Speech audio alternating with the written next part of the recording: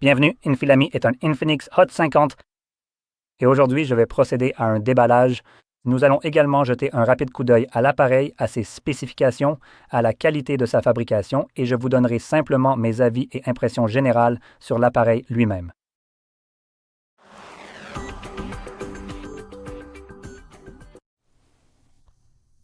D'accord, parlons d'abord d'un point que je trouve important.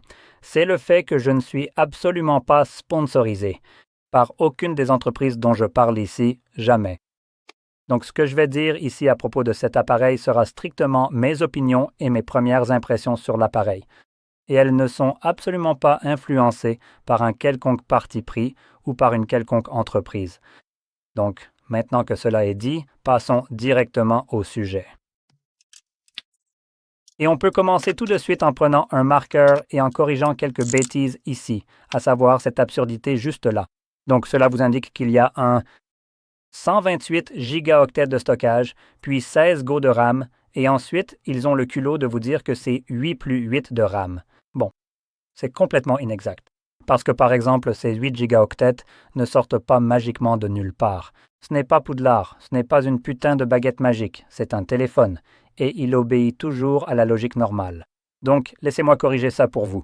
Ça va être 128 plus ou moins 8, puis 16 gigaoctets, et ensuite ça va être 8 plus ou moins 8. Voilà, je l'ai corrigé pour vous. Vous voulez faire cette connerie? La voilà, c'est comme ça qu'on fait. Parce qu'une partie de ce stockage ici est prise sur le stockage réel. Et la RAM a une vraie signification. Tout comme la ROM, ce sont des acronymes qui veulent dire quelque chose. RAM signifie mémoire à accès aléatoire. Et 8 gigaoctets de cela, ce n'est pas ça. Donc, au mieux, c'est trompeur. Et au pire, c'est carrément vous prendre pour des idiots. Donc oui, je déteste ce genre de conneries. Et rien que pour ce genre de conneries de la part d'Infinix, qui fait ça à chaque fois qu'ils sortent un téléphone, je ne recommande tout simplement pas leurs appareils. Parce que s'ils veulent vous mentir sur des trucs comme ça, qui peut dire qu'ils ne vont pas aussi vous mentir sur le vrai processeur qu'il y a là-dedans, ou sur ce que les caméras sont capables de faire. Certaines de ces choses, vous pouvez les vérifier, mais pas toutes. Quoi qu'il en soit, passons maintenant directement à la suite des événements, après avoir enfin réussi à l'ouvrir. Allez, on y va. Vous pouvez sans doute deviner que je ne vais pas être très sympa avec cet appareil, rien qu'à cause de ce genre de conneries. Je trouve que lorsqu'une entreprise essaie de vous induire en erreur ou de vous mentir, elle ne devrait même pas avoir une seule seconde de votre attention. Donc voilà, ici on a le téléphone lui-même.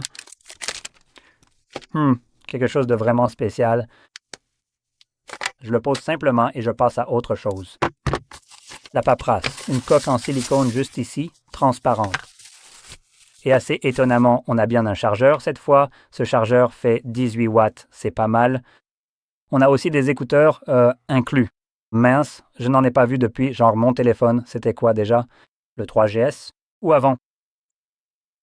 Et on a un câble de charge type C vers type A, donc c'est à peu près tout ce qui est inclus dans la boîte. Alors, regardons le téléphone lui-même, qui a une taille d'écran de 6,7 pouces. Il a un écran IPS ou LCD, un taux de rafraîchissement de 120 Hz et une luminosité de 480 nits. Ce n'est pas très lumineux, tout comme l'équipe marketing. Bref, on a un ratio écran-corps de 84,8% et une densité de pixels de 262 pixels par pouce, avec une résolution de 720 par 1600 pixels. Et cet écran ici, pour le dire simplement sans jargon technique, est tout au plus médiocre. La seule qualité rédemptrice ici, c'est le fait que le taux de rafraîchissement soit élevé, mais ce n'est pas si génial, enfin le taux de rafraîchissement l'est, mais c'est juste la seule qualité qui sauve le tout. Le fait que ce soit un écran LCD avec une faible résolution et une faible luminosité, ce sont tous des inconvénients. Donc avoir 120 images par seconde sur un écran franchement médiocre, tu vois, un écran pourri, c'est comme mettre un nœud papillon sur une merde dans la rue pour la rendre élégante, mais au fond, ça reste une merde. Donc oui, c'est amusant à découvrir. Le taux de rafraîchissement est agréable et fluide, mais dans l'ensemble, c'est quand même un mauvais écran. Maintenant, si on passe aux caméras à l'arrière, on dirait à première vue qu'il y a un triple module photo, mais je peux déjà voir que ce n'est pas vraiment un appareil photo. Oh, étonnamment, ça non plus, ce n'est pas un appareil photo. Voilà. C'est pour ça que je ne recommande pas les téléphones de merde qui viennent avec ce genre de conneries. Parce qu'après, ils te donnent cette putain de merde, de la merde de chien. Et ils te font croire que, ouais, j'ai un triple module photo. Ouais, on a juste mis 2 fausses caméras. On a mis encore plus de conneries à l'arrière du téléphone. Puis on met un vrai truc génial. Bravo. Donc ouais, c'est clairement un échec ici. Encore une raison pour laquelle je ne recommanderais pas ce téléphone, juste à cause d'une autre connerie comme celle-ci. Donc la caméra principale, la seule caméra à l'arrière, est un capteur grand angle de 48 mégapixels, ouverture 1.8, qui fait du 1440p30 et du 1090p60. Au moins, il fait du 60 images par seconde en 1080. Et puis on a une vraie caméra à l'avant dans ce poinçon. C'est un capteur grand angle de 8 mégapixels qui ne précise même pas le nombre d'images par seconde, donc je peux supposer que c'est du 1080p30. C'est généralement le cas. Mais honnêtement, je ne vais pas faire trop d'efforts pour vérifier ça, juste parce que ce téléphone m'agace déjà. Bref, au niveau des composants internes, on a une batterie de 5000 mAh dans cet appareil, ce qui serait bien si ce téléphone coûtait entre 100 et 200 $, mais à première vue, ce n'est pas le cas. Il peut aussi se recharger jusqu'à 18 watts, ce qui est bien puisqu'on a reçu un chargeur pour ça. Il a entre 4 et 8 gigaoctets de RAM, ce qui est plutôt faible. Ici, c'est la version avec 4 gigaoctets. Les 8, je pense que c'est suffisant. Et ça commence à 128 gigaoctets de stockage jusqu'à 256. Maintenant, si vous prévoyez d'acheter cet appareil, je vous recommanderais d'opter pour un modèle avec 8 ou 6 gigaoctets de RAM et le type de stockage que vous souhaitez. Et gardez à l'esprit que vous n'avez pas besoin d'acheter plus de stockage, comme la version avec plus de mémoire. Juste parce que vous en avez besoin de plus car le stockage est extensible et il y a un double slot SIM avec des emplacements dédiés. D'accord. Donc, maintenant que cela est dit, nous pouvons parler d'une dernière chose, à savoir le processeur ici, qui est le processeur Dimensity 6300. Pour être honnête, cet appareil n'est pas nouveau, ce que vous avez probablement deviné ou savez déjà, mais il a été lancé à la fin de 2024.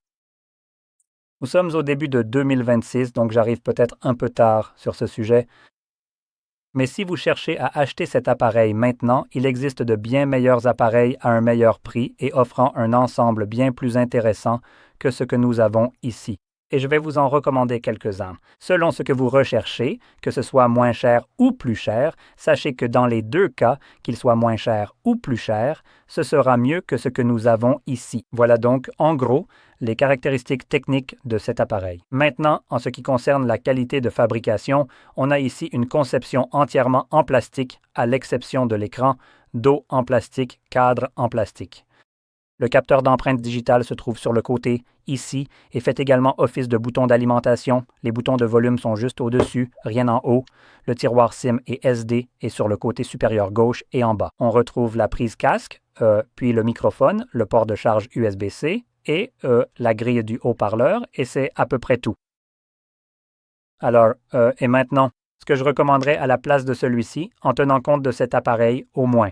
À sa sortie, il coûtait environ 350 €. Wow, c'était un appareil cher.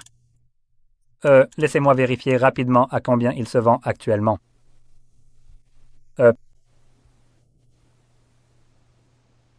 Bon, donc en ce moment, si vous envisagez d'acheter cet appareil, non, vraiment pas. Les prix sont vraiment partout, c'est n'importe quoi. Voyons dans un magasin classique, et le magasin classique, d'accord, ne le vend plus. Bon, eh bien, je dois dire que pour être honnête, c'est vraiment assez embarrassant et gênant pour moi. Je ne sais pas trop quoi dire. Laissez-moi essayer de trouver un magasin qui le vend encore, ou au moins qui me donne un fichu prix. D'accord, donc, je vois que quand il était en stock et vendu, cet appareil se vendait autour de 600 zlotys. Maintenant 600 zlotys. Voyons, 6 cents. Voyons en euros, donc 600, ça fait en fait 150 €, probablement plus proche de, disons, 200 dollars. D'accord. Donc, avec ça en tête, à la fin de la commercialisation de ce téléphone, quand il était encore vendu, je ne sais pas quand le dernier a été vendu, les magasins le vendaient autour de 150 €, ce qui, honnêtement, pour ce prix-là, n'était pas si mal. Le prix officiel, qui était, je suppose, de 350 € d'après GSM Arena, c'était un peu cher. Maintenant, si vous pouvez encore acheter cet appareil à 150 €, vous pouvez éventuellement y réfléchir. Ce n'est pas un si mauvais appareil pour ce prix, mais pour un tout petit peu plus, vous aurez un appareil nettement meilleur. Donc on parle de 200 €, soit 50 € de plus. Et vous obtenez quelque chose comme, laissez-moi juste l'ouvrir rapidement, vous obtenez quelque chose comme le CMF Phone 2 Pro. Maintenant, ce téléphone va exceller dans littéralement tous les domaines comparés à cet appareil. Il a à peu près la même batterie, mais une charge plus rapide, plus de RAM, même s'il n'est proposé qu'en une seule option de 8 gigaoctets. Un processeur bien plus rapide, du stockage et du stockage extensible également, de 128 à 256 gigaoctets de stockage, de meilleurs appareils photo. Les appareils photo seront une amélioration majeure par rapport à ce que nous avons ici. Contrairement à cet appareil, le CMF est en fait équipé d'un triple module photo, dont 2 capteurs de 50 mégapixels, un grand angle et un téléobjectif. Ici, nous avons 2 faux appareils photo. C'est super. Et vous pouvez filmer en 4K à 30 images par seconde, en 1080p jusqu'à 120 images par seconde. Donc, évidemment, il y a une amélioration à ce niveau-là. L'écran, encore une fois, c'est une autre amélioration. AMOLED 120 Hz, taux d'échantillonnage de 2000 Hz, HDR10+, et une luminosité de pointe impressionnante de 3000 nits. C'est meilleur à tous les niveaux imaginables, avec une résolution plus élevée aussi et un verre plus résistant à l'avant. Donc, comme je l'ai dit, il coûte environ 200 € et c'est incroyablement meilleur que ce que nous avons ici actuellement. Si pour une raison complètement absurde, cet appareil coûte encore 300 €, alors que faire? Ce que je recommanderais à la place peut-être, c'est le Poco, Xiaomi Poco F8 Pro. D'après ce que l'on voit, il sera à 490 €, donc c'est plus cher. Mais si vous prévoyez de dépenser plus d'argent pour un appareil, autant en avoir pour votre argent. Et le Xiaomi Poco F8 Pro propose en gros des caractéristiques dignes d'un modèle haut de gamme comme le Samsung S25. Il dispose à nouveau d'un double capteur de 50 mégapixels, grand angle et téléobjectif, et d'un ultra grand angle de 8 mégapixels. Il filme en 8K30 et 4K60, possède une batterie bien plus grande de 6200 mAh, une charge à 100 watts, 12 gigaoctets de RAM et un Snapdragon 8 Elite qui est le même processeur que celui du S25. Tous. Donc c'est un monstre d'appareil à un prix milieu de gamme, tout simplement. C'est un téléphone haut de gamme à un prix milieu de gamme et il fait littéralement honte à des marques comme Samsung par l'accessibilité de ce niveau de performance. Mais ça, c'est seulement si vous prévoyez de dépenser plus. Comme je l'ai dit, le téléphone CMF sera déjà une grande amélioration par rapport à celui-ci et probablement à un prix encore plus abordable. Si on regarde le modèle d'origine un peu plus cher, si on parle de 150 €, c'est le prix auquel certains magasins le vendaient quand il était encore en stock. Donc voilà, c'est à peu près tout ce que j'ai à dire sur cet appareil. C'est un vieux téléphone, donc je suis un peu dur avec lui, simplement parce qu'aujourd'hui, on a de meilleures options. Aussi parce qu'il coûtait probablement plus cher qu'il n'aurait dû à sa sortie. Mais au final, il est un peu difficile de dire si ce téléphone en vaut la peine, parce que je pense que sa valeur peut varier selon le moment, l'endroit où vous l'achetez, s'il est neuf ou d'occasion, et d'autres facteurs.